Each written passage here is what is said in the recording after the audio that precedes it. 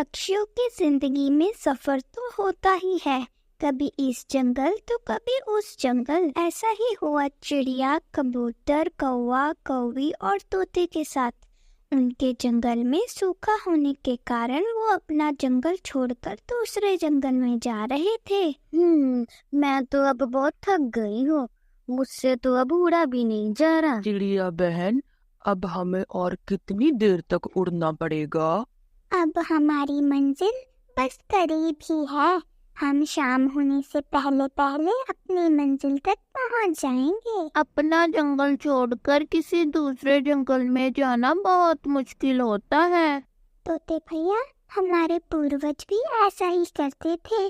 जब भी उनके जंगल में सूखा होता था, वो अपना जंगल छोड़कर किसी दूसरे हरियाली वाले जंगल में चले जाते थे। हम पंछियों की जिंदगी तो ऐसी ही होती है, कभी यहाँ तो कभी वहाँ। प्रीति, तुम वहां जाकर किसी अच्छे से पेड़ को देखकर कब्जा कर लेना। कहीं ये मत हो ये कबूतर और तोता तुमसे पहले जाकर कोई हरा भरा और फलदार पेड़ देखे उस पर कब्जा कर ले। तुम इस बात की चिंता मत करो कालू जी, तुम्हें पता तो है ये कबूतर और तोता मुझसे कहाँ जीत सकते हैं। तुम क्या कानूनी बातें कर रहे हो प्रीति और कालू? समय बहुत कम है, अब हमें उड़ना चाहिए। ऐसे फिर वो सब मिलकर अपना सफर शुरू करते हैं। फिर कुछ समय तक उड़ने के बाद शाम तक वो दूसरे जंगल में पहुंच जाते हैं। वो जंगल तो बहुत ही सुंदर था।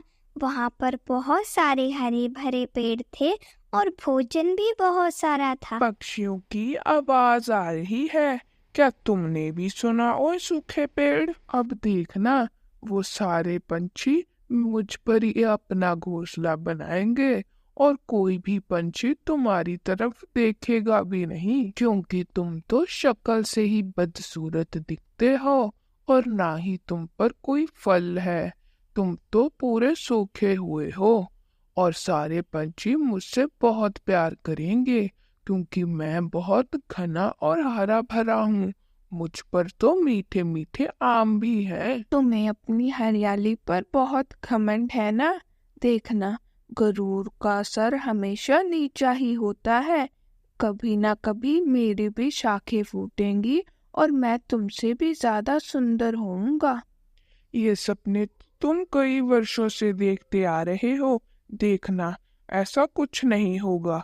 तुम जिंदगी भर के लिए ऐसे ही सूखे रहोगे। फिर सभी पंछी वहाँ पर पहुँच जाते हैं। प्रीति कौवी और कालू कौवा सबसे पहले उस हरे आमों वाले पेड़ पर बैठ जाते हैं। आप सभी पंछियों का हमारे इस जंगल में स्वागत है। मेरे आम बहुत ही रसीले हैं और बहुत स्वादिष्ट भी है। मेरे साथ ये जो सूखा पेड़ है, इसकी बातों में मत आना, क्योंकि ये तो कई वर्षों से ऐसे ही सूखा पड़ा है और आशा लगाई बैठा है कि ये भी कभी हरा भरा होगा। पेड़ जी, हम तो उस सूखे पेड़ के पास भी नहीं जाएंगे। वो तो ना हमें ठंडी छांव दे सकता है और ना ही मीठे फल दे सकता है। दोस्तों, अब यहाँ से जाएं। ये पेड़ हमारा है, अब हम इस पर अपना घोंसला बनाएंगे। आप जाएं, कोई और हरा भरा पेड़ देखें जाके। पर हम तो सब मिलकर ही इस जंगल में आए थे और ये आम भी हम सबके साझे हैं। हम साथ तो जरूर आए थे, मगर अब से ये पेड़ हमारा है। अब ना हम किसी को यहाँ पे घोंसला बनाने देंगे, ना इस पेड़ के फल किसी को खाने देंगे। तो क्या अब हम इस सूखे पेड़ पर अपना घोंसला बनाएंगे?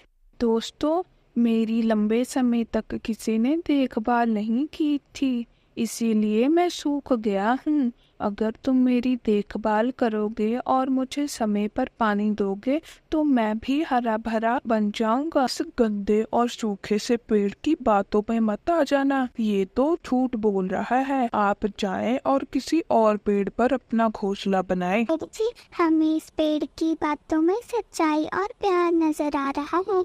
हम इसी पर अपना घोंसला बनाएंगे। बना लेने दो पेड़ जी से अपना घोंसला, हम भी देखते हैं इसे यहाँ से क्या मिलता है। घमंडी आम का पेड़ कालू और प्रीति की तरह ही था। वो दूसरे पेड़ों से बहुत जलता था। तो फिर जाओ, बनाओ किसी और पेड़ पर अपना घोंसला। मेरे आमों की तरफ देखना भी मत। मैं अपने आम सिर्फ कौवी और कौवे को ही दूंगा। वो रात वो सब पेड़ पर जाकर ही गुजारते हैं। फिर जब सुबह होती है तो चिड़िया अपने दोस्तों से कहती है, अब हम सबसे पहले अपना घोंसला बनाएंगे, फिर हम भोजन की खोज करने जाएंगे। पास में ही कौवा और कौवी तो मीठे मीठे आम खा रहे थे। चल भाई कालू जी, अब हमें भी अपना घोंसला बनाना होगा। भोजन की तो हमारी चिंता खत्म हुई। फिर वो सब अपने अपने घोंसला बनाना शुरू करते हैं। चिड़िया सूखे पत्ते इकट्ठे करती और कबूतर और तोता सूखे तिनके इकट्ठा करते। ऐसे ही वो सब मिलकर काम कर रहे थे। दोस्तों, अब मैं हमारे लिए घोंसले बनाती हूँ, आप दोनों मिलकर भोजन इकट्ठा कर लें। इधर कौवा और कौवी भी अपना टूटा फूटा घोंसला बना लेते हैं और सो जाते हैं। ये आम तो बहुत ही मीठे लग रहे हैं। चिड़िया बहन ने तो घोंसले भी बना लिए होंगे। हम उसके लिए ये मीठे मीठे आम लेकर जाते हैं। वो गंदा घमंडी पेड़ तो हमें ये आम भी नहीं खाने देता। यहाँ के आम मीठे हैं। हम जल्दी से जाते हैं और चिड़िया को आम देते हैं। तोता और कबूतर वो फल लेकर वापस होते हैं। इधर चिड़िया ने भी घोंसले बना लिए थे। वो सब दोस्त बहुत खुश थे क्योंकि अब उनके पास घर भी था और भोजन भी था। ऐसे ही दिन और रात गुजरते गए। चिड़िया, कबूतर और तोता उस सूखे पेड़ का बहुत ख्याल रखते थे। वो उन्हें समय समय पर पानी भी देते थे और घंटों बैठकर उससे बातें करते रहते थे। फिर एक दिन उस सूखे पेड़ पर एक नई शाख फूटती है, जिसे देख वो पेड़ तो बहुत खुश होता है। न जाने मेरे दोस्त कब आएंगे। मैं तो बहुत खुश हूँ। जब वो आएंगे मैं उन्हें अपनी नई शाख के बारे में बताऊंगा। पास वाले पेड़ पर तो कौवा का बसेरा था।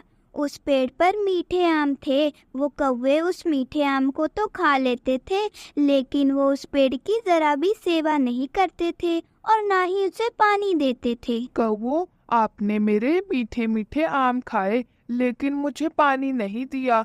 मुझे बहुत प्यास लग रही है। जाओ और मेरे लिए पानी लेकर आओ। चलो पेड़ जी, अब हम जाते हैं। हम तो नदी पे पानी पीने ही जा रहे थे। वापस आते हुए आपके लिए भी पानी ले आएंगे। चिड़िया, कबूतर और तोता भोजन लेकर वापस आ जाते हैं। वो पेड़ तो उनके इंतजार में ही था। वो खुशी से उन्हें कहता है, दोस्तों देखो देखो, मेरे ऊपर एक नई शाख फूटी है। अब वो दिन दूर नहीं जब मैं भी आपको मीठे मीठे फल दूंगा। पेड़ जी, हमें पता था कि आप एक ना एक दिन जरूर फूटोगे और हमें मीठे मीठे आम दोगे। पास वाला घमंडी पेड़ ये सब देख और सुन रहा था। वो तो उस पेड़ को फूटता देख बहुत दुखी था। वो तो उस पेड़ से बहुत जलता भी था। इन कौवों ने तो मुझे आज तक पानी तक भी नहीं दिया। अगर ऐसा ही चलता रहा तो मैं तो एक दिन सूख जाऊंगा। मैं तो अब इन पंछियों से भी पानी नहीं मांग सकता, क्योंकि मैंने तो इन्हें अपने पेड़ का एक आम तक भी नहीं खाने दिया। वो घमंडी पेड़ ऐसा सोचकर बहुत दुखी हो रहा था। दूसरी तरफ कालू और प्रीति तो सुबह से दोपहर तक सो ही रहे थे। फिर कालू की आँख खुलती है और वो प्रीति से कहता है, उठो उठो प्रीति, हमें तो पेड़ जी के लिए पानी भी लेने जाना है। हमसे नहीं पिलाया जाता उस सूखे पेड़ को पानी। उसके तो आम बहुत कम रह गए हैं। जब सारे आम खत्म हो जाएंगे तब देखेंगे। फिर ये काम मुझसे देने होगा प्रीति। ऐसे ही फिर वो दोनों हमेशा की तरह पानी लिए बगैर ही वापस घर हो जाते हैं। वो घमंडी पेड़ तो उनका बेसब्री से इंतजार कर रहा था। वो उन्हें दूर से ही पानी लिए बगैर आता हुआ देख लेता है और बोलता है, वो कौवे तो आज फिर से पानी नहीं लाए। मुझे तो लगता है कि मुझे हमेशा की तरह आज भी बिना पानी के ही सोना पड़ेगा। पेड़ जी, हम तो थक गए थे। कल को पानी ले आएंगे अब। फिर एक दिन ऐसा आता है जब चिड़िया, कबूतर और तोते वाला पेड़ हरा भरा हो जाता है और उस पर मीठे मीठे आम भी लग जाते हैं। और वहीं कालू कौवा और प्रीति कौवी वाला पेड़ तो सूख जाता है। चल भाई कालू, अब हम यहाँ से चलते हैं। इस पेड़ पर तो अब कोई भी आम नहीं है, हम किसी और पेड़ पर जाके अपना घोंसला बनाते हैं। तुम दोनों बहुत बुरे हो। तुमने मेरे आम खाए पर मुझे पानी नहीं दिया। अब जब मैं सूख गया हूँ तुम मुझे छोड़कर किसी और पेड़ पर अपना घोंसला बनाने जा रहे हो। इन सब में गलती कौवे और कौवी के साथ तुम्हारी भी है। याद करो वो दिन जब तुम अपने इस हरियाली का बहुत गुरूर करते थे और मैं ना कहता था कि गरूर का सर हमेशा नीचा ही होता है। और तुमने दोस्ती करते वक्त ये नहीं देखा कि तुमने दोस्ती किससे की है। लालची पंछियों से कभी दोस्ती नहीं करनी चाहिए, वो अपना मतलब निकाल कर चले जाते हैं।